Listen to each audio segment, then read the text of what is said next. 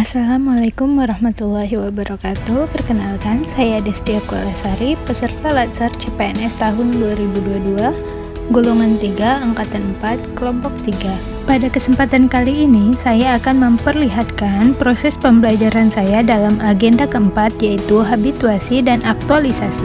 Pembelajaran yang saya lakukan yang pertama yaitu membaca modul pembelajaran terlebih dahulu, di mana bahan pembelajaran dapat diakses di laman pembelajaran MOOC atau laman Learning Management System yang tersedia selama pelatihan dilakukan. Pembelajaran materi yang saya lakukan yaitu dengan membaca materi secara perlahan supaya mudah untuk memahami bagaimana konsep habituasi dan aktualisasi itu sendiri. Pembelajaran materi juga harus dipelajari secara runtut karena konsep habituasi dan aktualisasi sendiri merupakan satu kesatuan yang runtut. Jika dirasa ada materi penting, maka saya akan mencatat materi-materi tersebut supaya lebih mudah mengingat dan memahami materinya. Nah, dari proses pembelajaran yang sudah saya lakukan, saya akan menjelaskan bagaimana konsep habituasi dan aktualisasi menurut pemahaman saya. Konsep habituasi. Konsep habituasi sendiri bisa diartikan sebagai proses pembiasaan dengan sesuatu penyesuaian agar menjadi terbiasa untuk melakukan sesuatu. Biasanya sesuatu itu bersifat intrinsik atau merupakan prinsip diri pada lingkungan kerja khususnya. Nah, cara yang bisa diterapkan yaitu membiasakan diri untuk berperilaku sesuai nilai agar terbentuk karakter diri yang ideal di lingkungan kerja. Sedangkan konsep aktualisasi sendiri bisa diartikan sebagai suatu proses untuk merealisasikan kelima nilai dasar Aneka, yaitu akuntabilitas, nasionalisme, etika publik, komitmen mutu, dan anti korupsi dalam memecahkan isu atau permasalahan yang terjadi di lingkungan kerja.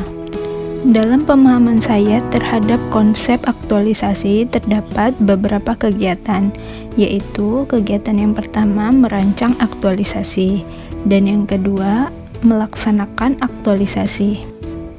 Untuk merancang aktualisasi sendiri terdapat indikator keberhasilannya, yaitu mendeskripsikan dan mengidentifikasi isu. Kedua, menentukan kegiatan pemecahan isu. Dan yang ketiga, relevansi kegiatan dengan aktualisasi. Yang keempat, mampu menyampaikan rancangan kegiatan kepada penguji. Sedangkan dalam melaksanakan aktualisasi terdapat indikator keberhasilannya, yaitu mendeskripsikan pelaksanaan kegiatan, mendeskripsikan kualitas aktualisasi, dan analisis dampak yang terjadi. Pada dasarnya, prinsip aktualisasi dapat diartikan sebagai kegiatan menerjemahkan teori ke dalam praktek, mengubah konsep menjadi konstruk, dan menjadikan gagasan atau ide sebagai kegiatan. Secara lebih lengkap akan saya jelaskan alur kegiatan aktualisasi sebagai berikut. Yang pertama, aktualisasi sendiri bisa diartikan sebagai bentuk intervensi dalam kegiatan habitualisasi atau dalam rangka membentuk karakter dasar PNS sesuai dengan nilai-nilai dasar PNS. Kemudian, kegiatan aktualisasi sendiri bisa dimulai dari membuat rancangan aktualisasi. Rancangan aktualisasi bisa dimulai dengan melakukan penetapan isu.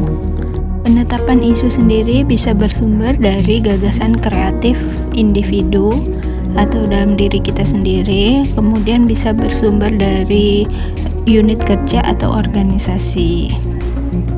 Dan penetapan isu itu juga harus mengacu pada mata diklat seperti pelayanan publik, whole of government, dan manajemen ASN.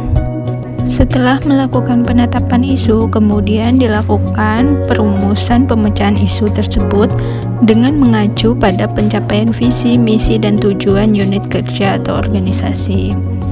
Dalam melakukan pemecahan isu, terdapat hal yang perlu diperhatikan, yaitu gagasan kreatif atau kegiatan yang dilakukan harus memberi kemanfaatan atau nilai lebih terhadap unit kerja kita.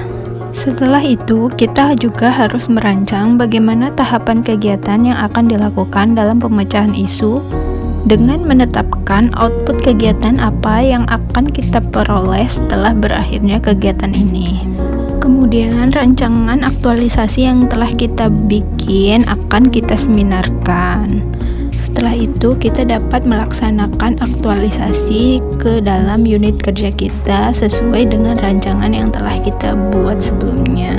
Setelah itu, kita dapat mengimplementasikan rancangan yang telah kita buat ke dalam unit kerja kita masing-masing.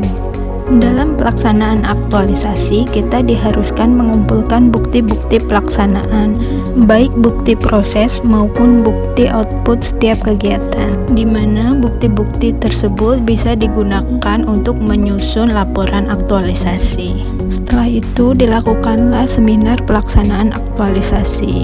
Dan dengan mengikuti semua rangkaian aktualisasi ini, diharapkan kita bisa menjadi PNS yang profesional sebagai pelayan masyarakat. Dan itulah yang dapat saya sampaikan mengenai konsep habituasi dan aktualisasi. Terima kasih.